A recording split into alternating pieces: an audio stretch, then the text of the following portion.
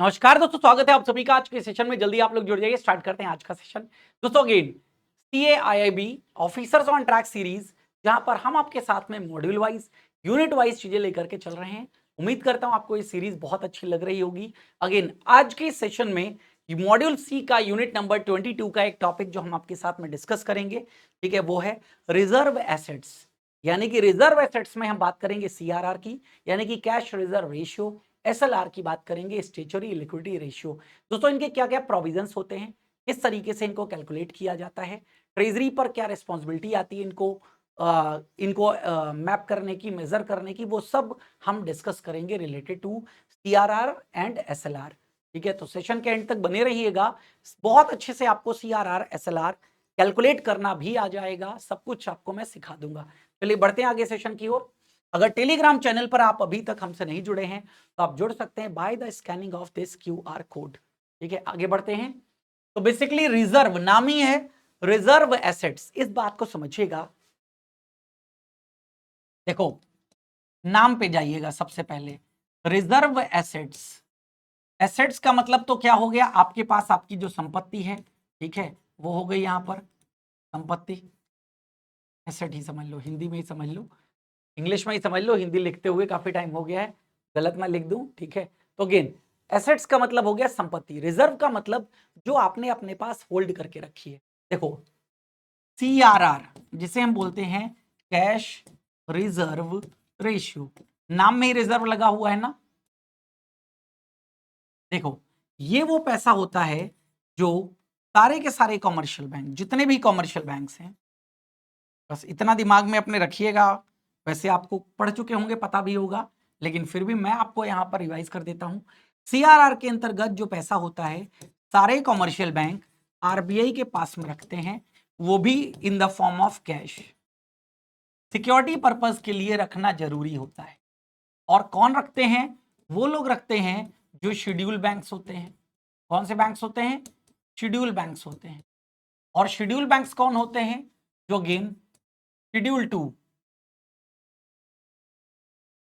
Two of the schedule 2 section 2E, ये भी याद रखिएगा, of RBI act 1934, reserve bank of India act 1934 के अंतर्गत रजिस्टर्ड होते हैं। वो सारे शेड्यूल बैंक्स होते हैं।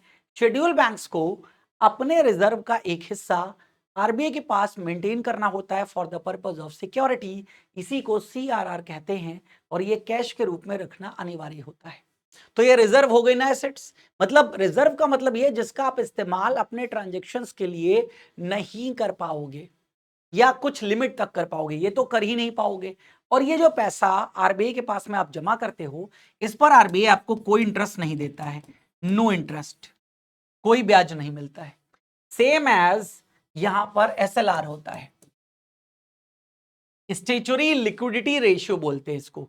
ये क्या होता है, हर एक बैंक को अपने पास रखना होता है, बैंक देमसेल्व्स,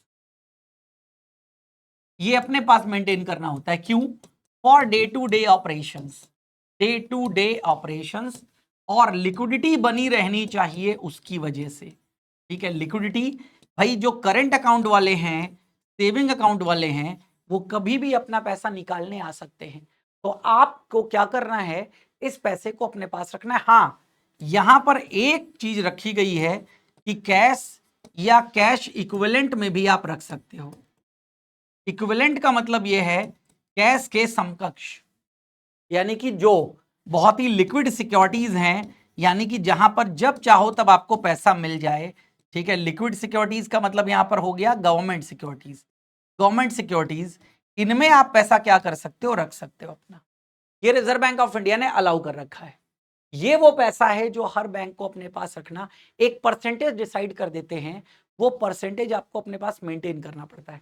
और इन दोनों को ही जिस परसेंट पे निकाला जाता है उसको बोलते हैं NDTL। क्या बोलते हैं, NDTL, यानी कि net demand and time liabilities. Net demand and time liabilities, इसी पर निकाला जाता है।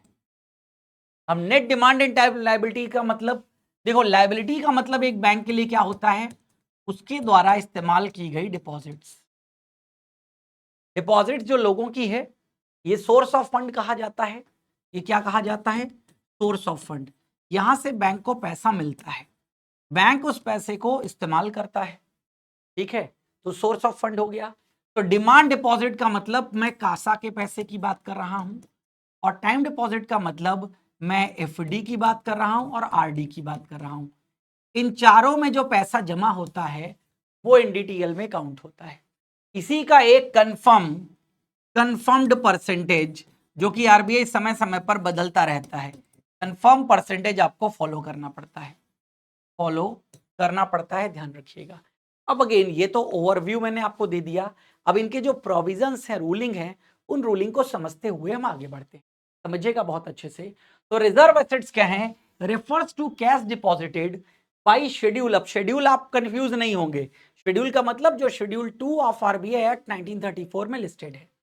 Schedule commercial banks with RBI to comply with cash reserve requirement and funds invested in government securities।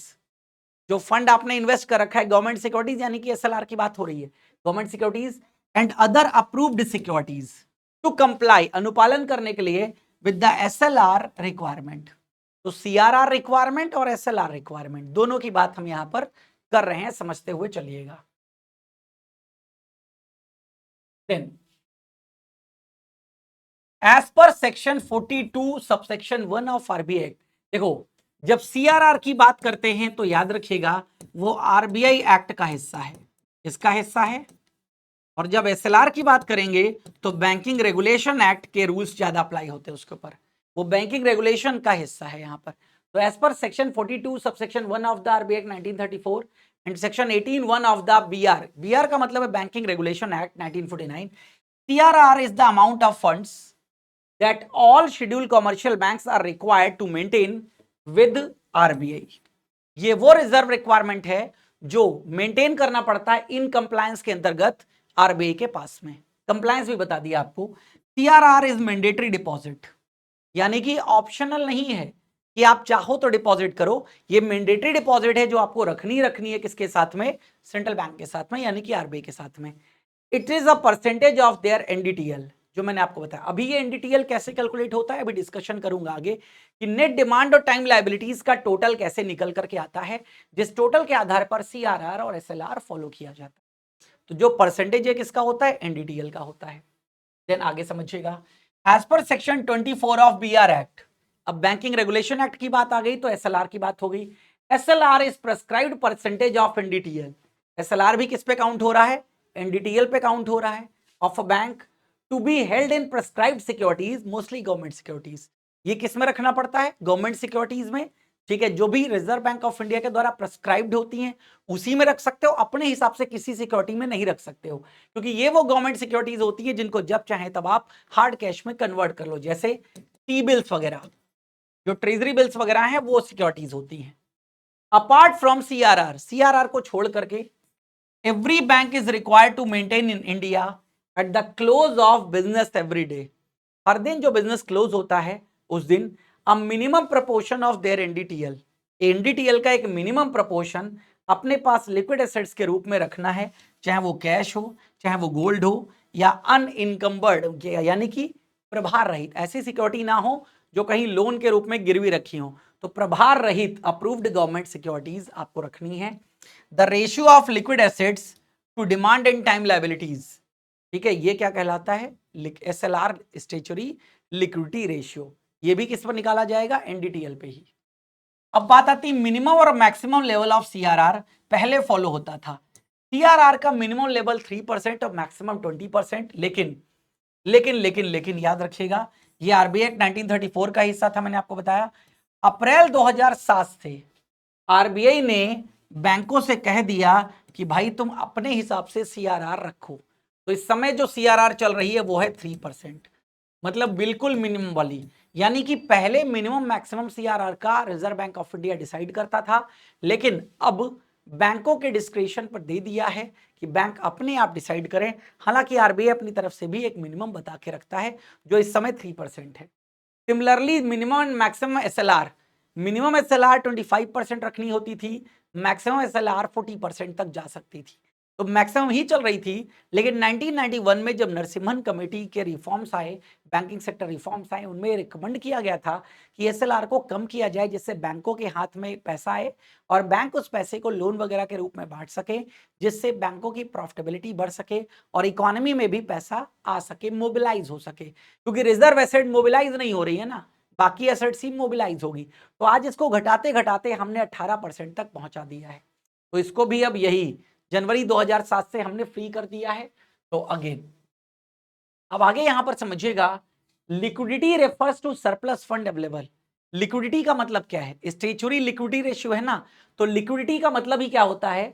बैंकों के पास कितना फंड्स अवेलेबल है जो वो मार्केट में दे सकते हैं लोन के प्रारूप में, ठीक है, which is an indicator of money supply that has not been absorb by the real economy.